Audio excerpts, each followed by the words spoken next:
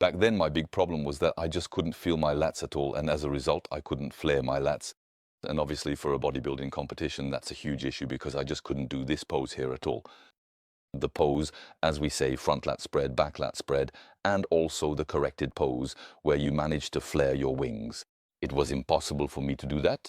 Back then, I still had a pretty good back because I had done quite a bit of swimming too, but I just couldn't flare my lats, as they say, because I hadn't established that mind-muscle connection specifically with my back muscles. And that actually took me quite a long time to be able to do. So I trained myself to try to visualize it, to try to picture my lats flaring out and so on. At the time, I was studying sports science in Montpellier. I was either in my bachelor's or my master's, I can't remember, something like that. And so to pay for my studies, I worked as a security guard, mainly in a movie theater, then in a shopping mall and so on. So when there was no one around, I tried to force myself little by little as I walked and did my rounds to try to flare out my lats like that. Obviously, I only did it when no one was around, so I wouldn't look too ridiculous.